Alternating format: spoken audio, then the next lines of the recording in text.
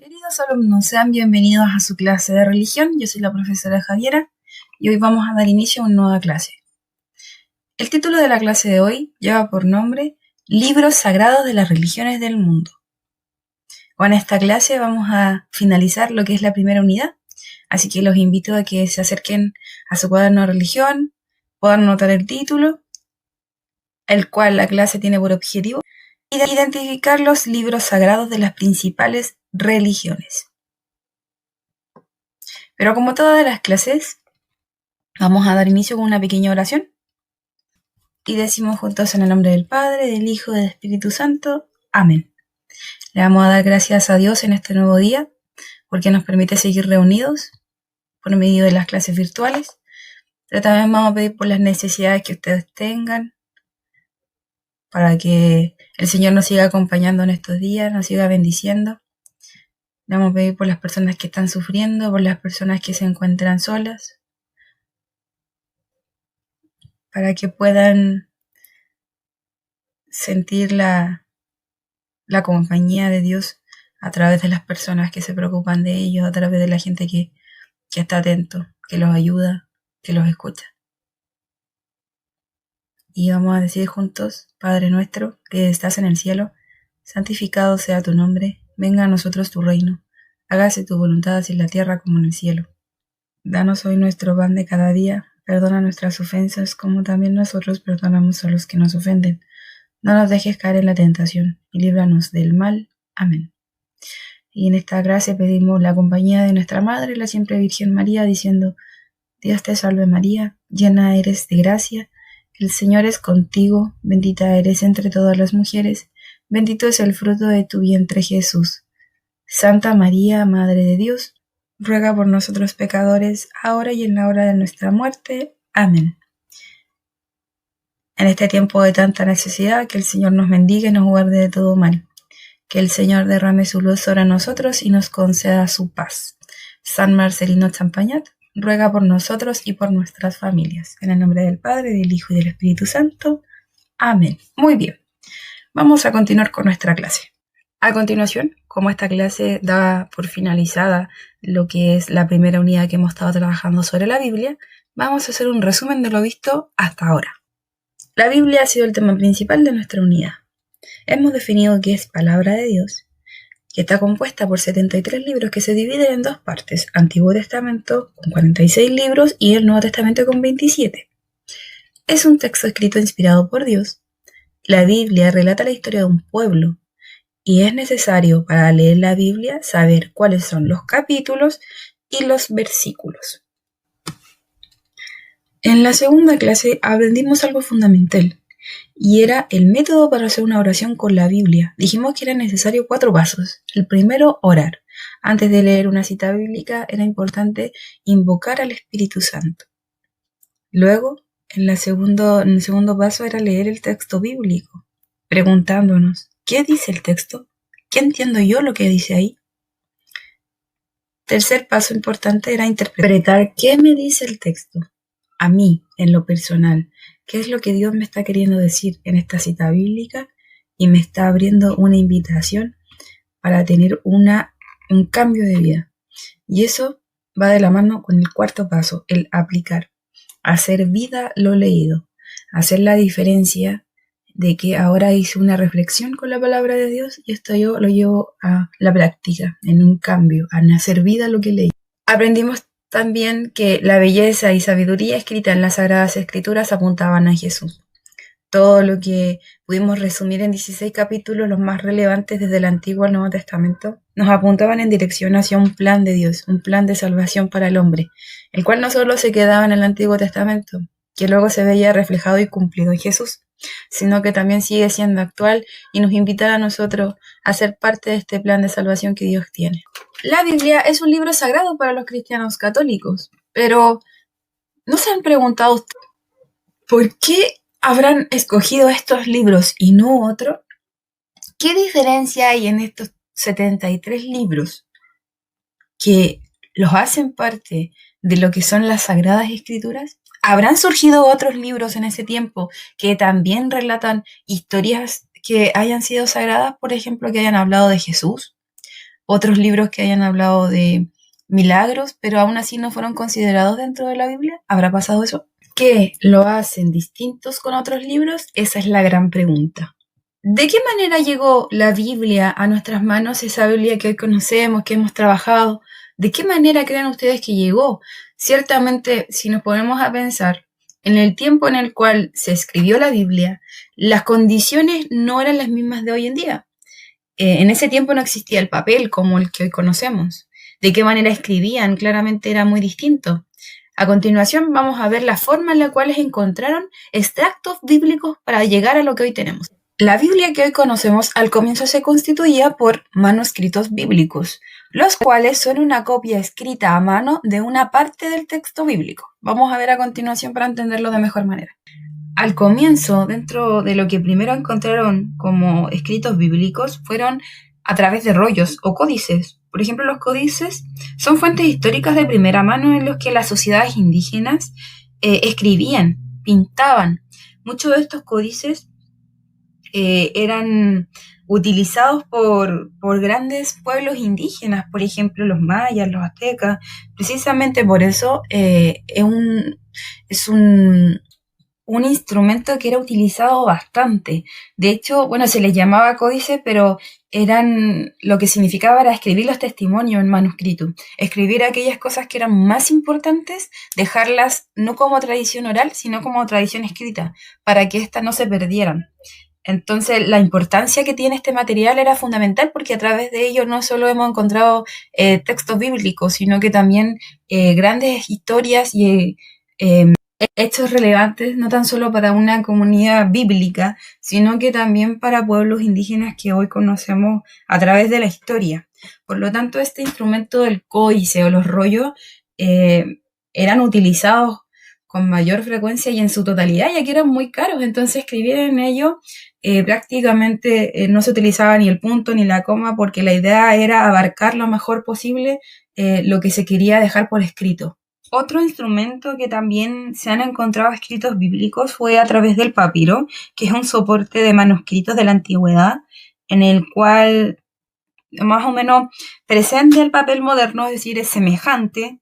Sin embargo, bueno, el papiro llevaba todo un proceso. Por ejemplo, el papiro viene de unas ramas de un árbol, y esto eran tiras que se cortaban, luego sumergían en el agua, y así, a través de un gran proceso, se obtenía este material tan importante que era el papiro, en el cual también se dejaba por escrito las cosas más relevantes. Vuelvo a insistir en eso, lo mismo anterior con los rollos y los códices.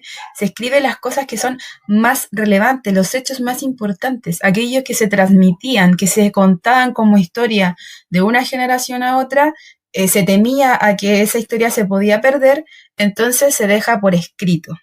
Hubo un hecho dentro de la recopilación de los escritos bíblicos que llama bastante la atención, es bastante relevante, ya que se encontraron escritos bíblicos en un valle del desierto llamado Qumran. Este valle se encuentra en Judea, en las costas occidentales del Mar Muerto, y es bastante interesante esta historia, ya que lo encontraron en unas cuevas varios escritos bíblicos que hoy tenemos en nuestra Biblia. Vamos a ver a continuación.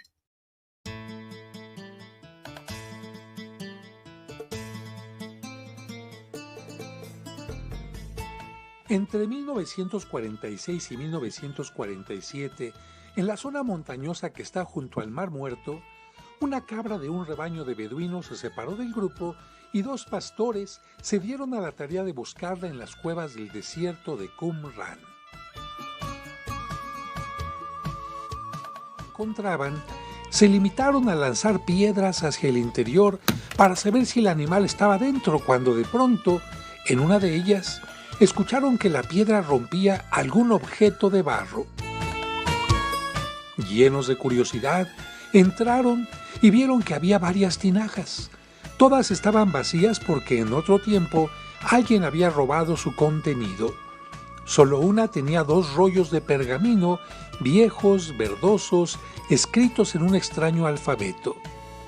Ellos no sabían que desde el antiguo Egipto era costumbre guardar papiros importantes o pergaminos en tinajas de ese tipo para conservarlos. Después de varios estudios, se llegó a la conclusión de que son una colección de 972 manuscritos escritos en su mayoría en hebreo y arameo y solo algunos en griego.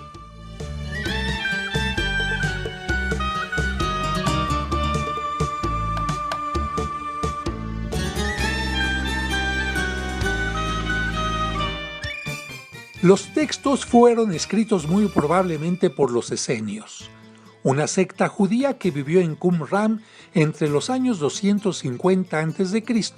y el 66 después de Cristo. Ellos habrían decidido ocultarlos para que no fueran destruidos en la guerra de los romanos contra los judíos rebeldes de aquellos años. Contienen todo el Antiguo Testamento, a excepción del libro de Esther.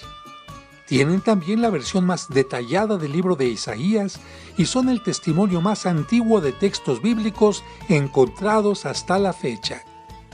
Otra parte de los manuscritos son comentarios, calendarios, oraciones y normas de una comunidad religiosa judía, muy probablemente la de los esenios.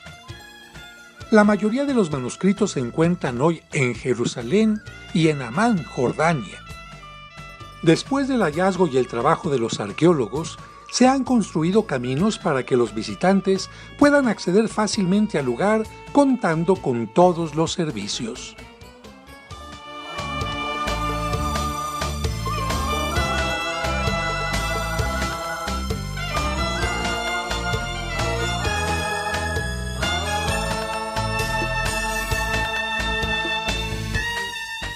Se creó un museo de sitio y se pueden observar restos de las construcciones de la comunidad que preservó los rollos. Miles de visitantes llegan diariamente al lugar construido hacia el año 134 a.C. y destruido por la legión romana de Tito en el año 68 después de Cristo, poco antes de la gran destrucción de Jerusalén. El calor llega a ser sofocante porque se encuentra a 375 metros bajo el nivel del mar Mediterráneo y a 13 kilómetros del oasis de Jericó. Pero seguramente, en esta zona del desierto, a orillas del Mar Muerto, en sus centenares de cuevas, se seguirán encontrando tesoros que esperan ser descubiertos para revelarnos secretos del pasado.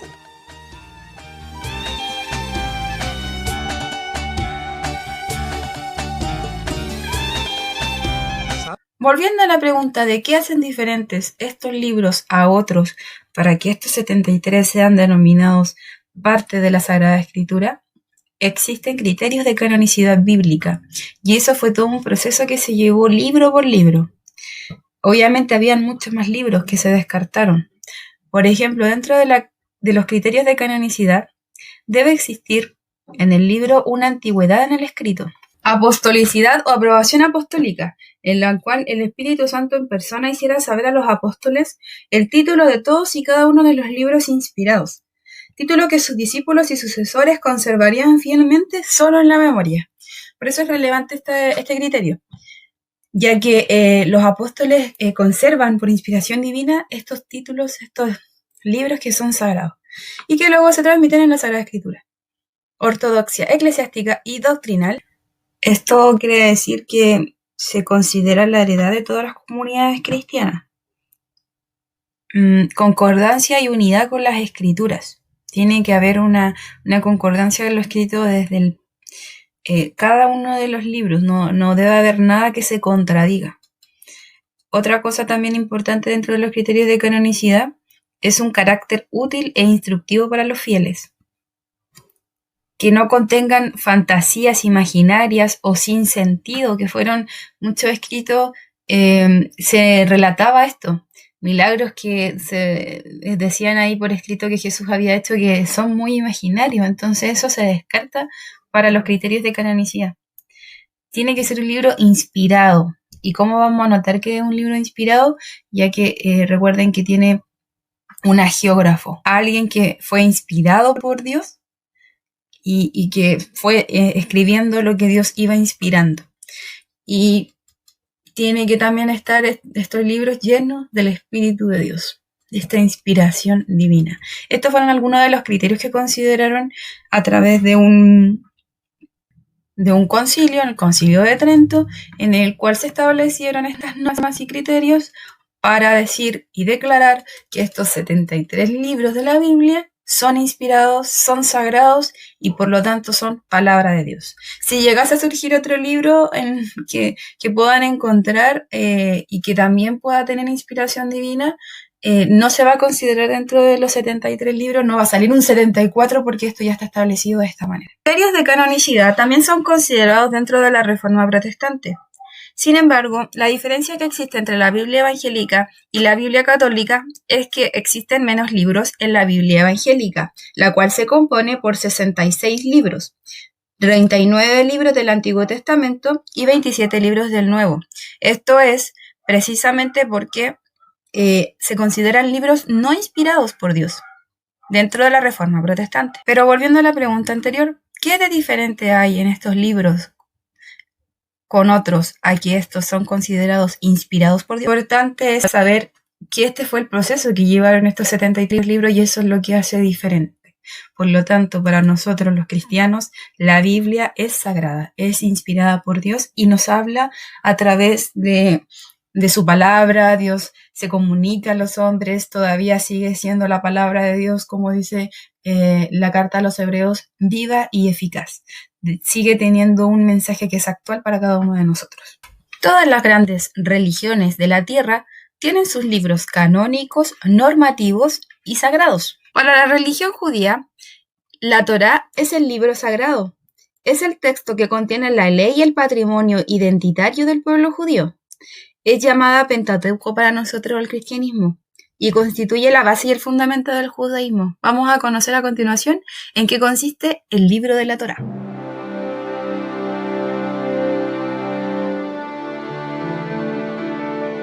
La Biblia hebrea, o Tanaj, está compuesta por varios libros, pero los más sagrados son los primeros 5 libros de la Biblia, los que se denominan Torá. Estos fascinantes y enigmáticos pergaminos están escritos a mano, y los judíos los leen de principio a final a lo largo del año. La Torá está compuesta por 5 libros. Génesis. Cuenta la historia de la creación del mundo y de los primeros patriarcas, Abraham, Isaac y Jacob. Éxodo. Este libro narra la histórica salida del pueblo judío de la esclavitud que vivían en Egipto, así como su estadía de 40 años en el desierto, tiempo en el que el pueblo judío recibió los 10 mandamientos. Levítico. Contiene muchas de las reglas y leyes de santidad que existe dentro del judaísmo, actos de pureza tanto para nuestra relación con Dios como para nuestra relación con los miembros de nuestro alrededor. Números. Relata el largo viaje de los israelitas a través del desierto. El nombre de Números se atribuye a los censos sociales que permitieron cuantificar a la población judía que en ese momento se encontraba bajo guía de Moisés. Deuteronomio. Consiste en una serie de sermones que escribió Moisés en los últimos momentos de su vida, en los que habla de la sociedad israelita y las enseñanzas éticas que debían regir cada uno de sus días. Es así como se compila el documento más sagrado en la fe judía, un documento compuesto por 304.805 letras, en las que un mínimo error en una de ellas convierte en impuro a todo el pergamino. Pero si el texto está perfectamente bien escrito, se posicionará como el objeto más sagrado dentro del judaísmo. Dentro de las 5 religiones del mundo, el hinduismo también tiene un libro sagrado denominado los Vedas, en el cual contiene los 4 textos más antiguos de la literatura india. Vamos a ver a continuación en qué consiste.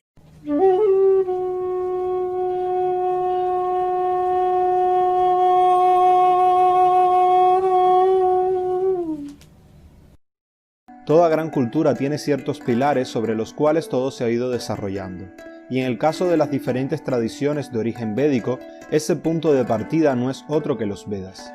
una literatura que, si bien es cierto no tiene tanta importancia o uso como pudo tener en otros tiempos, es aceptada por la inmensa mayoría de las tradiciones hindúes. Pero, ¿qué son los Vedas? Los Vedas son revelaciones consideradas por sus practicantes como de origen no humano, eternas y que contienen todos los conocimientos. Dichos textos fueron transmitidos de manera oral de maestro a discípulo de manera muy cuidada y meticulosa. Su plasmación por escrito no llegará hasta mucho tiempo después, ya que el hecho de registrar estos textos a través de la escritura era considerado como un acto de degradación por los propios sabios de la tradición. Los Vedas pueden ser divididos en 4, Rig, Yajur, Sama y Atharva, que a su vez se dividen en 4 categorías, Samhita, Brahmana, Aranyaka y Upanishad. Los Samhitas son himnos que están relacionados con el rito védico, es decir, mantras empleados en la liturgia védica y que eran recitados durante dicho ritual. Los Brahmanas son textos en los que se describen las reglas y regulaciones del ritual, específicamente su finalidad y significado. Los Aranyakas son escritos que se pueden considerar como un apéndice de los Brahmanas y canalizan el rito y su interpretación especulativa. Y por último encontramos los Upanishads, textos de un corte mucho más filosófico en los que se analiza la verdadera naturaleza y significado del ritual. Será en estos textos donde surja por primera vez conceptos tan conocidos como la ley del karma o la reencarnación. Otra religión que contiene un libro sagrado importante es el budismo, el cual su libro sagrado es conocido como el Corán. Es el libro sagrado del Islam. Para los musulmanes es la palabra de Dios revelada a Mahoma, quien se considera que recibió estas revelaciones por medio del arcángel Gabriel. Los del Corán son manuales de conducta para demostrar la fe y para que en el día del juicio puedas superar la prueba. No es un libro de historia y no es una biografía de la vida de Mahoma. En una primera etapa, la escritura del Corán y sus enseñanzas se debían memorizar. 20 años después de la muerte del profeta, se hizo evidente que el material se iba perdiendo porque la gente se moría, se olvidaban, por lo que el tercer califa, Othman ibn Affan, decidió ordenar las palabras del Corán. Reunió a su alrededor a las personas que estaban con el profeta y transcriben el Corán al papel. Desde el año 651, ese texto se mantiene hasta el Corán está dividido en 114 capítulos, un largo similar a los 5 libros básicos de la Biblia.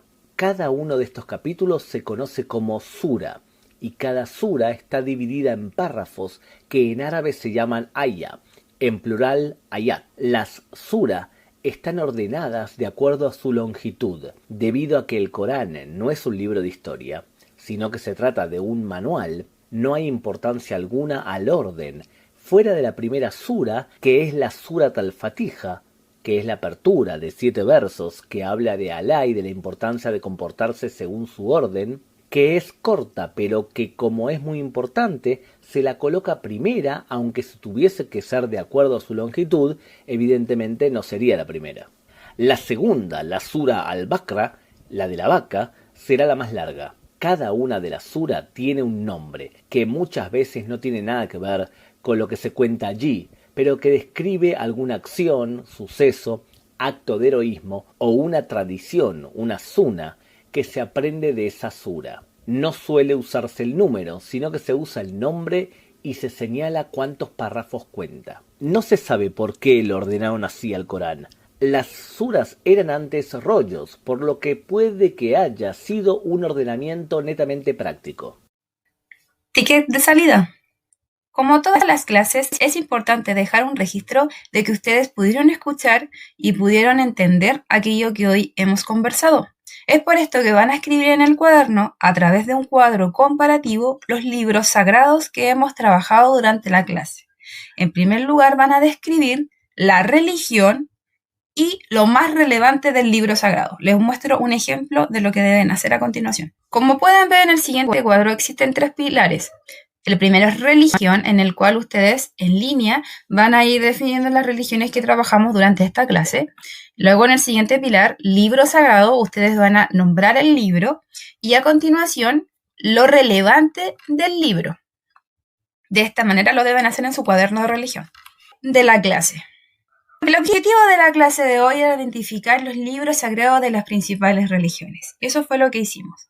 Hablamos sobre la Biblia, de cómo ésta llegó a nuestras manos y los procesos que vivió a través de sus criterios de canonicidad. También hablamos de la diferencia entre la Biblia católica y la Biblia evangélica. Hablamos sobre los libros sagrados del judaísmo, del hinduismo y del budismo. Queridos alumnos, damos por finalizada la clase de hoy. Si existen dudas o consultas, no duden en escribirme. Mi correo es jvadillo@cmch.maristas.cl y ahí ustedes, en la medida que me escriben, yo les responderé a la brevedad. Un fuerte abrazo virtual a cada uno de ustedes. Dios los bendiga. Hasta la próxima.